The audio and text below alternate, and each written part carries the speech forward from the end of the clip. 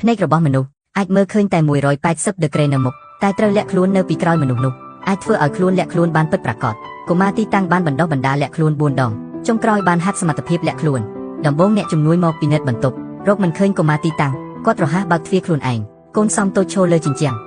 ហើយដូចជាកំ pl ែងម្នាក់កំពុងញ៉ាំសាច់សប្បាយអ្នកចាប់ពន្ធនាគារខឹងឡើងទៅគាត់ត្រូវតែផ្ដួលមួយចាក់បញ្ជូនឲ្យគាត់អស់ថ្ងៃមិនបានញ៉ាំម៉ាប៉ុន្តែកូនតូចមិនយកចិត្តទុកដាក់គាត់ចាប់ផ្ដើមសង្កេតជញ្ជាំងក្នុងបន្ទប់ហើយព្យាយាមឡើងទៅផ្នែកខាងលើចុងក្រោយអ្នកចាប់ផ្ដើមមកពិនិត្យផ្ទះទៀតចិនតូចមិនឃើញទៀតទេអ្នកចាប់ផ្ដើមបើកទ្វារនៅក្នុងបន្ទប់តូចដាប់ថ្មិញមិនឃើញសាច់ខ្លួនចិនតូចគាត់ហួសចុះមើលទៅខាងលើចិនតូចត្រូវបានដាក់នៅលើទ្វារឡើយ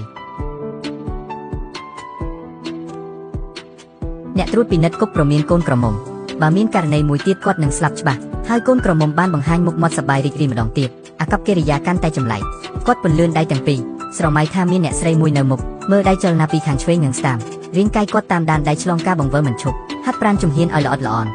ដូចជាអារម្មណ៍របស់ព្រើអ្នកត្រួតពិនិត្យជាលើកទី3មកដល់ឡននេះគាត់បានមើលឃើញសម្លៀកបំពាក់នៅលើដីកូនក្រមុំបានបាត់ទៅដោយគ្មានសំណល់គាត់ចាប់ផ្ដើមស្វែងរកកន្លែងដែលកូនក្រមុំទៅប៉ុន្តែគាត់មិនដឹងថាកូនក្រមុំនៅក្រោយគាត់កូនក្រមុំដើរជើងទេដោយស្ងាត់មើលមាត់ចត់ចលនាអ្នកត្រួតពិនិត្យគិតពីជំហានបន្ទាប់របស់គាត់ពេលអ្នកត្រួតពិនិត្យត្រឡប់មកវិញគាត់ក៏បានបង្វិលខ្លួនយ៉ាងរហ័សប៉ុន្តែស្រមោលនៅលើដីនៅតែបង្ហាញទីតាំងកូនសំតូចអ្នកចៅក្រមបានបង្វិលម្ដងទៀតមានការកើតឡើងយ៉ាងខ្លាំង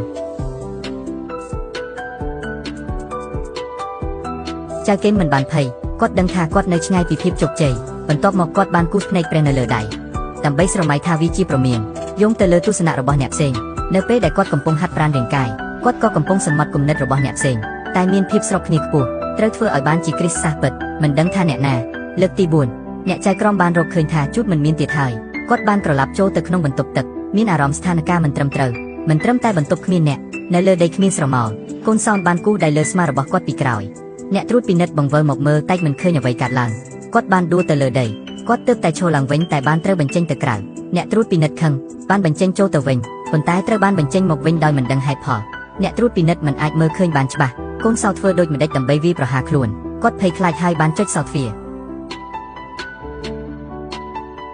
បន្ទាប់ពីអ្នកត្រួតពិនិត្យបានចេញទៅគ្មាននរណាជួបបញ្ហាជាមួយកូនសោទៀតមិនយូរទេកូនសោបានចេញពីគុកអ្វីគាត់ចង់ធ្វើដំបូងគឺទៅស្វែងអ្នកត្រួតពិនិត្យចាប់ផ្ដើមសង្សឹកគាត់បានមកដល់ឧទ្យានចត់ក្រោមដីដាក់បាល់កីឡា Golf មួយទៅក្បែរជើងរបស់អ្នកត្រួតពិនិត្យមិនរងចាំអ្នកត្រួតពិនិត្យឲ្យឆ្លើយតបបាល់មួយទៀតបានប៉ះខ្លួនគាត់បន្ទាប់មកបាល់មួយទៀតអ្នកត្រួតពិនិត្យមិនអាចមើលឃើញគ្នាដែរនៅណាគាត់អាចតែគ្របនៅលើដីនិងសុំជួយសង្សឹករួចក៏ជួបសម្លេងមកដល់ផ្ទះនៃកញ្ចក់ដែលគាត់តែងតែគិតពីចម្លែកគាត់មិនលាក់ខ្លួនសង្សឹកអ្នកមាន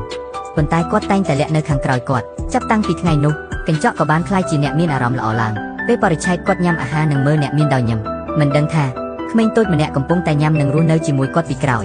អ្នកមានអារម្មណ៍មាននរណាខាងក្រោយតែយ៉ាងណាក៏មើលមិនឃើញបន្ទាប់មកនេះមានរូបភាពភាពយន្តបែបក្លាសិកមកបង្ហាញនៅចុងភាពយន្តស្ត្រីតូចជីននិងកញ្ចក់បានឈរលើទល់ឲ្យភាពតម្លៃបានបង្ហាញថាជាសូន្យមានការពន្យល់ពីប្រភេទនៅទីនេះមួយគឺស្ត្រីតូចជីនពិតជាការច្នៃប្រឌិតរបស់កញ្ចក់ស្ត្រីតូចជីនពិតត្រូវបានគេដាក់ឲ្យស្លាប់នៅក្នុងគុកមានប្រភេទផ្សេងកញ្ចក់បានខូចពេលជួសជុលទល់ឲ្យភាព